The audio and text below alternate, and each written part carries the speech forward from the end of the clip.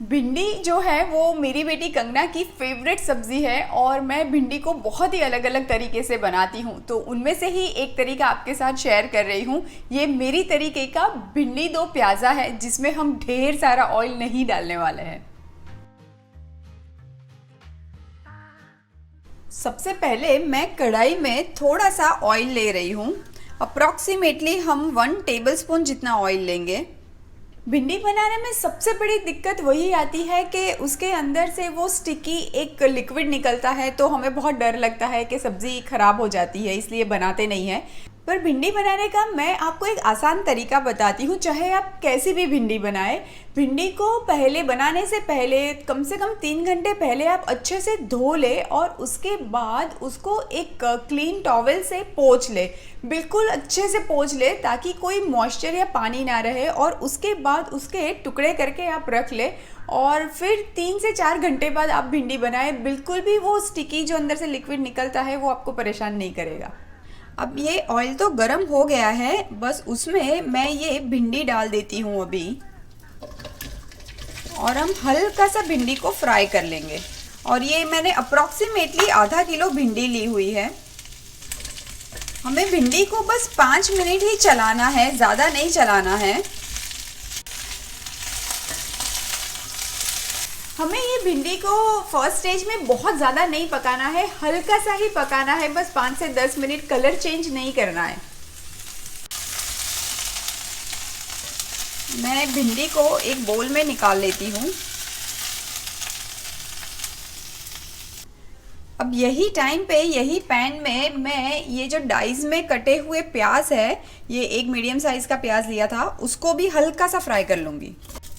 मैंने प्याज के लिए अलग से कोई ऑयल नहीं यूज़ किया है, पर आप चाहो तो ज़रूर थोड़ा सा ऑयल ऐड करके फिर फ्राई कर सकते हो। अब प्याज भी हल्के हल्के से पक चुके हैं, पूरी तरह से नहीं पकाना है। मैं निकाल लेती हूँ एक प्लेट में।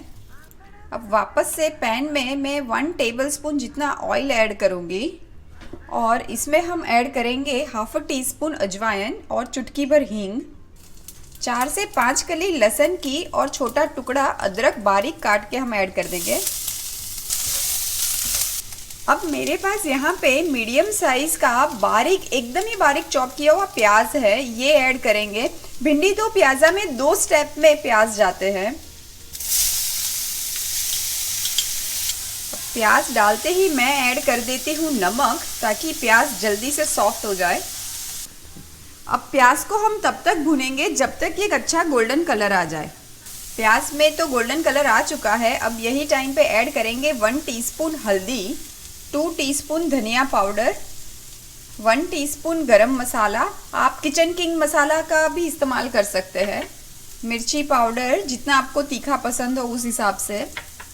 और मैं ऐड कर रही हूँ यहाँ पे ये ड्राई मैंगो पाउडर ली है 1 टीस्पून।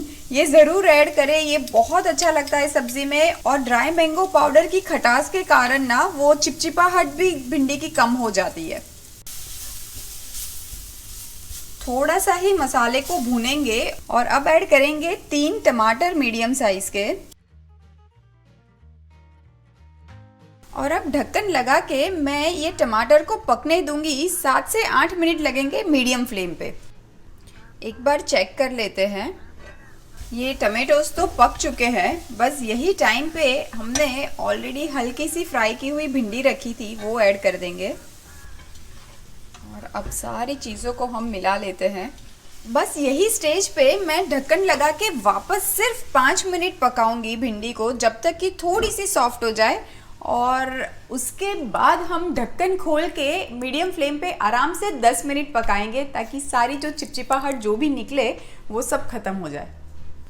5 मिनट हो गई है, अब ढक्कन को खोल देते हैं। और अब मैं ढक्कन खोल के इसको मीडियम फ्लेम पे 10 मिनट तक पकने दूंगी। ये देखिए, मैं आपको दिखाती हूँ कि कहीं पे भी भिंडी में वो चिपचिपाहट नहीं आई है। इस तरह से भिंडी बनाएंगे ना तो बिल्कुल भी भिंडी बनाने में परेशानी नहीं होगी, और ढेर सारे ऑयल की भी ज़रूरत आपको नहीं पड़ेगी। भिंडी बस ऑलमोस्ट पकने ही वाली है, 80% तो पक चुकी है। बस यही टाइम पे मैं इसमें ये जो हमने पहले प्याज फ्राई किए थे ना, वो ऐड कर दूंगी। और ऐड कर दूंगी ये बड़े बड़े डाइस में कटे टमाटर। बस 5 मिनट और ज़रूरत है, उसके साथ साथ ये टमाटर एंड प्याज भी सॉफ्ट हो जाएंगे। ये लीजिए, अटरली डिलीशियस भिंडी दो प्याज़ा तैयार है। भिंडी दो प्याज़ा भी रेडी है और गर्मा गर्म फुल्का चपाती भी रेडी है, वो भी घी वाली।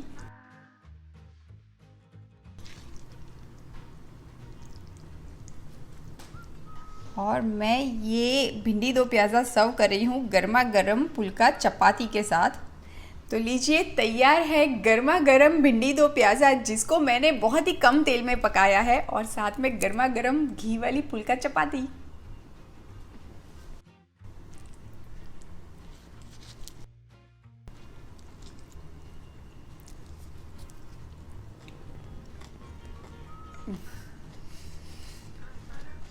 No words, just